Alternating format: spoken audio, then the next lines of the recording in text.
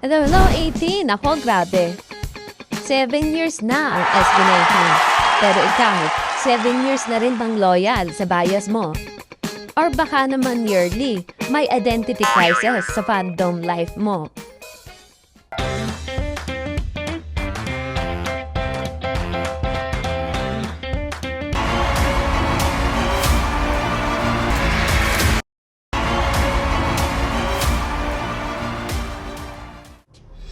Ayan na nga, 7 years na mga pamangkin. Grabe no, parang kailan lang nagpa-practice pa lang sila sa dance room. Ngayon, world tour na, tapos fuzz zone na. At sa 7 taon na yan, isang tanong pa rin na hindi natin nasasagot, do we really have to choose our bias? Kahit ilang ira pa yan. Kahit ilang beses mo sabihin na si blank lang talaga ako sa dulo o T5 ka pa rin, pero aminin natin, there's always that one who stands out among 5. Yung kahit hindi mo balap ma-fall, ayan, biglang nasa camera roll mo lahat ng fan cam niya.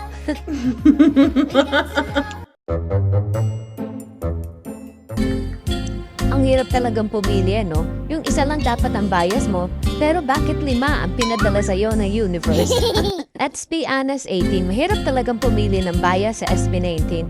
Ay bawat isa ay pakot. Kaya mo yan, Beshi. Kapit lang.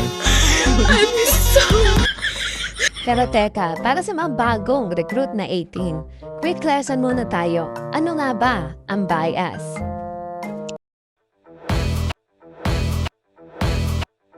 Sa fandom world, bias means yung pinaka-favorite mo member, yung lagi nasa wallpaper mo, yung lagi mo hinahanap sa fancam, at yung sinisigaw mo pag lumalabas na sa stage. Pero syempre may bias record din, yung ibang member na bigla na lang guguluhin ang isip mo.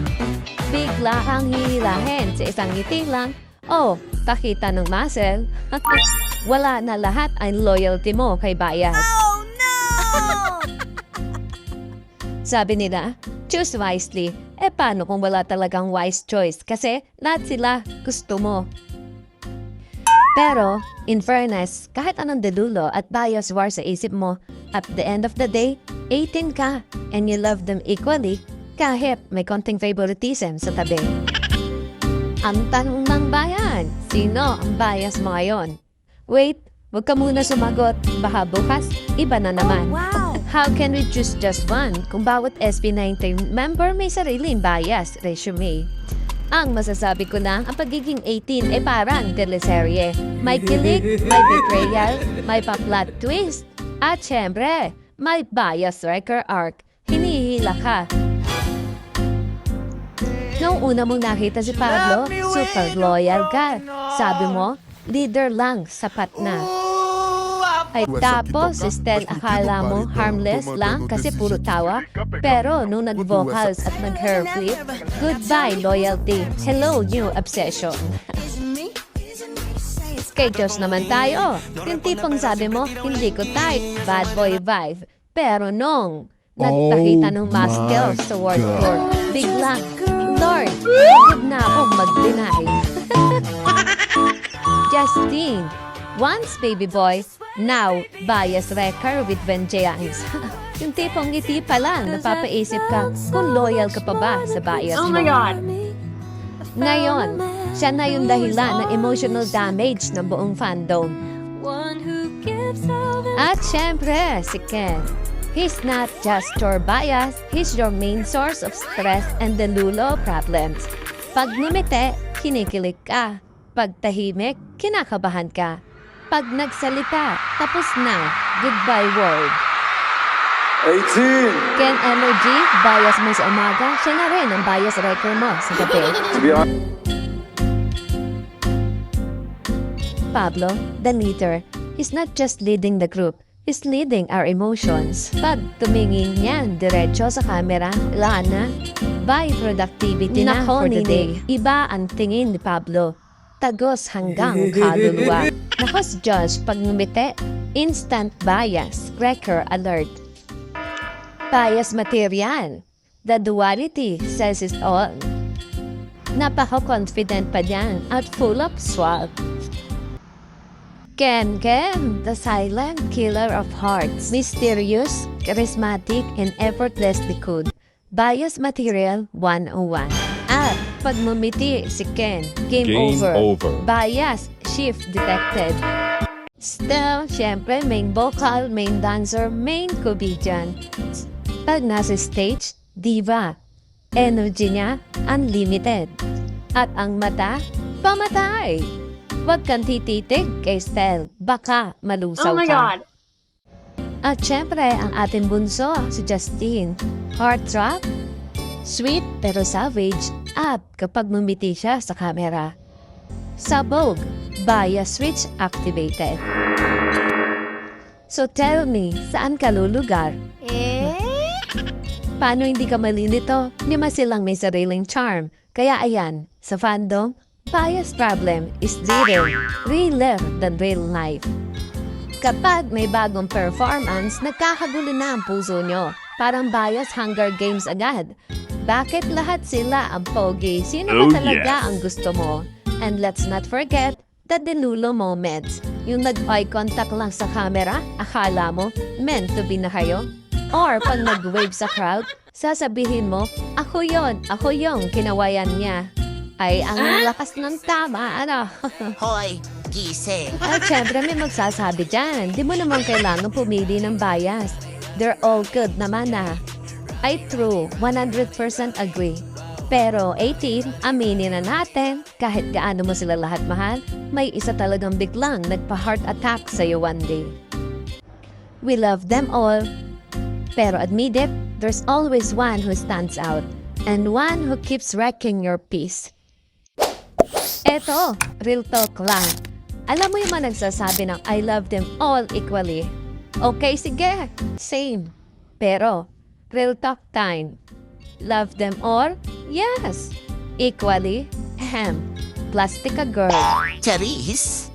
Aminin, may isang member na may VIP access sa puso mo. Yung kahit sabihin mong lahat sila bias ko, may isa pa rin laging nauuna sa wallpaper mo, sa daydream mo, at sa data usage mo kasi lagi mong pinapanood, fancam niya. At pag nakita mo yung kanyang post, boom, all caps kaagad sa GC. Okay lang naman yan, that's the beauty of being an 18. Kahit sino sa kanila, may moment talaga na sila yung main character ng puso mo. It's okay to have a bias. Hindi ka masamang 18 kung mas lumalakas ang tibok ng puso mo pag si Ken, o si Justin, o si Josh, o si Steph, o si Pablo ang nakita mo. Normal yan. Tao lang tayo. May Kahirap naman chemistry, talagang may pumili vibe, may aura na ibang level. Pero ito ang mahalaga mga pamangkin. Kahit may bias ka, tandaan mo, SB19 is a group. Hindi lang isa ang dahilan kung bakit tayo proud. Lahat sila may ambag sa kung bakit tayo umiiyak, sumisigaw at nagiging delulo gabi-gabi. So yes, have a bias, walang masama doon, pero support the team as a whole. Kasi kung wala yung teamwork nila, wala rin yung mga moments na nagpapasigaw sa atin sa concert at yung mga kanta na nagpapagaan ng araw natin. Kaya bilang Tita 18, ito lang masasabi ko. Choose your bias, pero love the group. Kasi at the end of the day, SB19 is not just 5 people on stage. There are 5 hearts beating as one. And tayo yung rhythm ng sumasabay. So, kung bias mo si Ken, si Stel, si Josh, si Justin o si Pablo, mahalaga lang, huwag kang magpapaka-plastic at huwag kang magpapaka-blind. Dahil ang tunay na 18, marunong magmahal ng isa pero marunong ding magpasalamat sa 5. So ayan na nga mga pamangkin, 7 years. 7 years of dreams, struggles, music, and love. From Go Up to Wyatt to the World Tour hanggang Fast Zone, we've seen it all. At sa bawat taon, natutunan nating lahat na it's never just about one bias. It's about the 5 of them and the story they built together with us. Fast Zone isn't just a concert. It's a celebration of how far they've come and how strong 18 has become. So whether you're Team Pablo, Team Stel, Team Josh, Team Ken o Team Justin, remember, we're all Team SB19. Oh, yes. So mga pamangkin, this 7th year, let's celebrate not just our bias, but the entire journey that made us fall in love with SB19. 5 different charms, 1 amazing group, 7 years of passion, and forever to go. This has been your Ante, still marupok, still OT5, and forever proud to say, SB19, we love you hanggang dulo. This has been SB19! Maraming salamat po!